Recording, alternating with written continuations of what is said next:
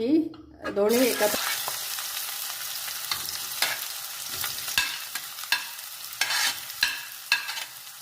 कमी तिखट असल्यामुळे मी त्या 3 मिरच्या घेतलेल्या आहेत.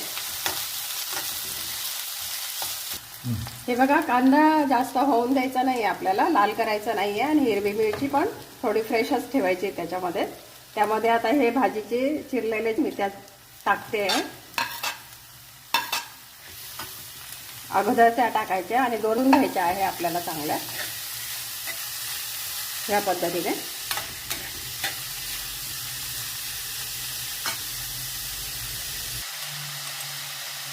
त्यामध्ये आता मी थोडंसं मीठ घालते आणि थोडं मीठ मी नंतर घालणार आहे. त्यावर आपण थोडा वेळ झाकण ठेवूया.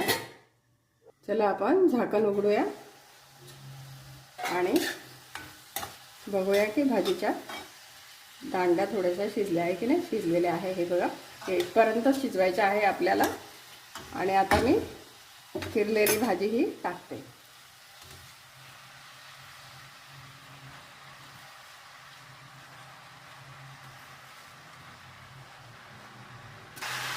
ही बघा, मी चिरलेली भाजी कढईमध्ये टाकलेली आहे आणि अगोदर ज्या दांड्या टाकल्या भाजीच्या त्या शिजलेल्या आहे. आता भाजी ही अगदी 2 मिनिटात शिजणार आहे. फार शिजवायची नाही आहे ह्या भाजीला, कारण त्याचं सत्व कमी होतं. आता ही आपण चांगली हलवून घेऊया ही भाजी. आता मी अजून थोडंसं मीठ घालते, कारण आपण अगोदर मीठ थोडंसं घातलं आहे आणि भाजी आता ही खाली बसलेली आहे. बसल्यानंतरच कुठल्याही पालेभाजीला मीठ घालायचं आहे, नाहीतर ते जास्त प्रमाणात होऊन जातं.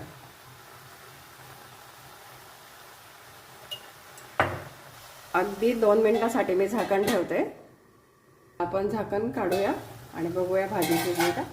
भाजी शिजत आलेली आहे. आता हे थोडंसं पाणी आहे ते आपण आटवूया.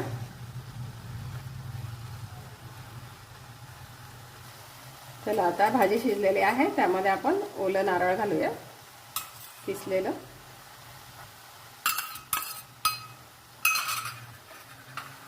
आणि चांगली ढवळून घेऊया भाजी.